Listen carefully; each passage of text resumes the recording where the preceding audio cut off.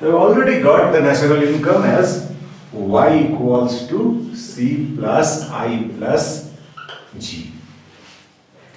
So for time being, we will just think that economy there is, for time being we will consider that there is no government intervention in the economy.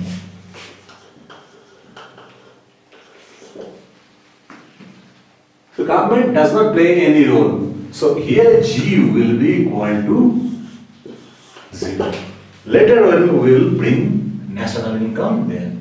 Sorry, later on we will bring government expenditure and tax in Keynesian model. But right now we are considering a closed economy without any kind of public intervention.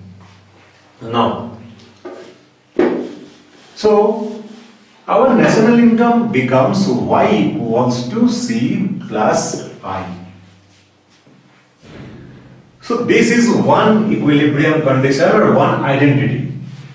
Another identity comes if we do it. Y minus c equals to I. So what is y minus c? Income minus consumption. So this is called savings equals to investment. This is another national income identity. So now we will try to find out what is the savings function in the economy. So savings function equals to y is equals to y minus c. So if we do it, a is equals to y minus a plus by. So in other words, we can write it a is equals to y minus a minus by or minus a plus 1 minus b into y.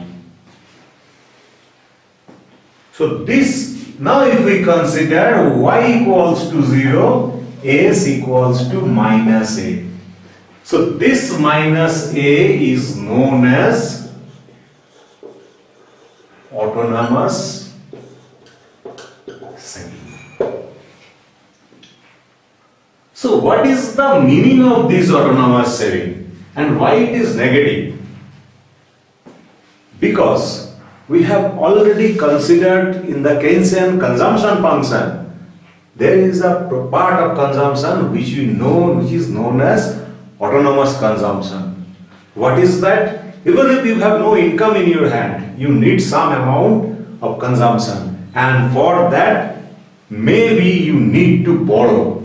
That's why initially the savings at the zero level of income, your savings is negative. And now second part is, if we differentiate savings with respect to y, we shall get 1 minus b. So this 1 minus b is known as a marginal propensity to save. And what is this? This equals to 1 minus marginal propensity to consume. So MPS equals to 1 minus MPC, or in other words MPC plus MPS will be equal to 1.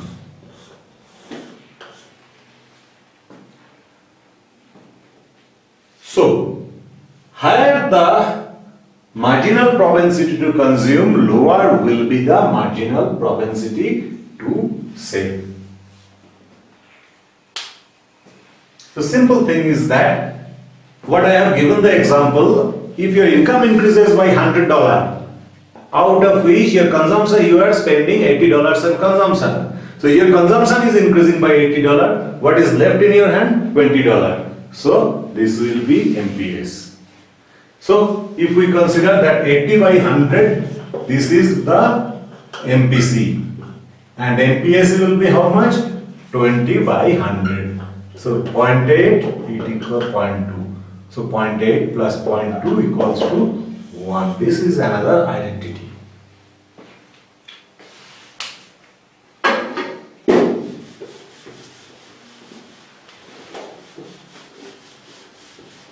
Now what will be the shape of the savings function? To find the shape of the savings function, we have to draw the equilibrium once again. So here horizontal axis measures Y, vertical axis measures consumption and private investment, and also savings. So first we will draw the 45-degree bisector. What is the supply curve?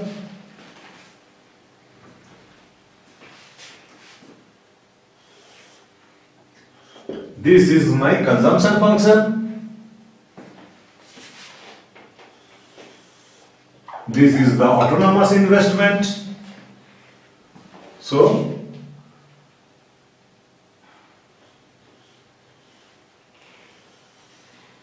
this is C plus I bar. So this is the E is the point of equilibrium, and hence YE is the level of equilibrium, level of income.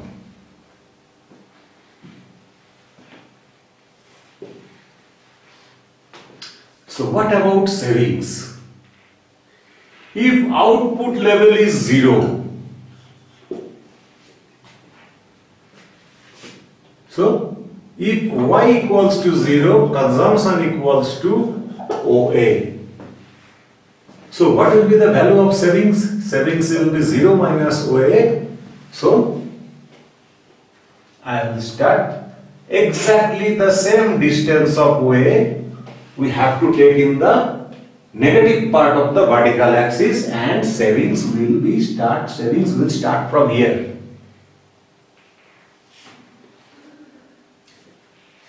Next, if we consider that income level is Y1, so if Y equals to Y1, what do we see? We see that the consumption function is intersecting the Y curve. So at this point C equals to Y.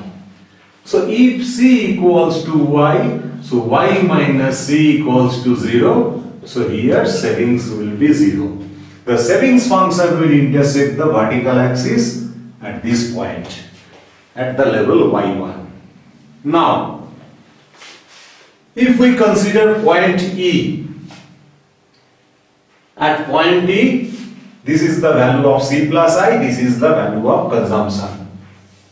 So what makes the difference between aggregate income and consumption? That is private investment.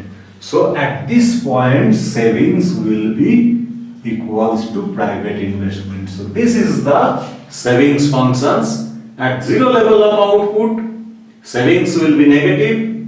At Y1 level of output, this is called the break-even point, at which Y is, the income is exactly equal to consumption. Above that, income is greater than consumption, so savings will be positive. At this level of output, Y level of output, the difference between income and consumption is private investment, so savings will be exactly equal to the private investment. So this is the savings functions of the economy.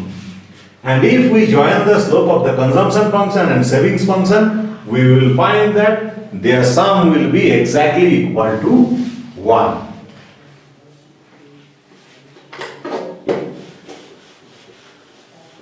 So from here, we get a concept that savings will be exactly equal to private investment.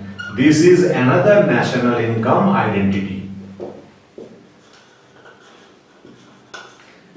So remember that this is an ex-ante concept, that if we consider this is my planned investment, this is my planned saving, they are exactly equal at the point of equilibrium. But if it does not happen, what we will do?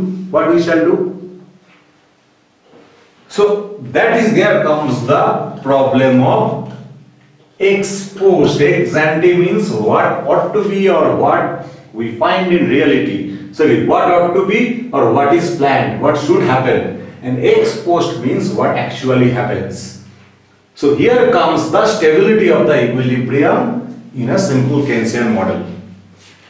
So to measure the stability, if we have to find out investment equals to savings, or if there is right hand or left hand side, for example, if we consider right hand side, so savings will be greater than investment. So if savings is greater than investment, what will be the adjustment process? Savings greater than investment means there are some unsold stocks. So next time Y will fall, the nation will, or the producers will start to accumulate the inventories. So output level Y will fall. And if we consider the left side, investment is greater than saving. That means in the market the demand is more than supply. So that times it can be adjusted by depleting the inventory stock. So inventory stock will fall, and for the next time the income, the level of output is to be increased. So that is the stability condition. This equilibrium is stable equilibrium. Why? Because if we move it, there is any dispersion from the equilibrium, that will be restored by automatic adjustment. And here what will be the automatic adjustment? The automatic adjustment will be the adjustment in the inventory stock of the country.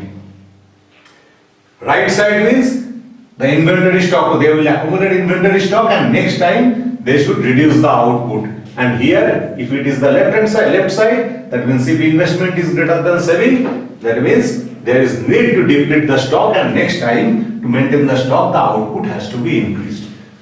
Okay, so this is equilibrium. In equilibrium, one hand we can say C plus Y equals to C plus I. This is one equilibrium condition, and the alternative equilibrium condition is S equals to I. So these are the two conditions of the equilibrium. In the next part, we will discuss about the multiplier effects and the significance of aggregate demand management policy.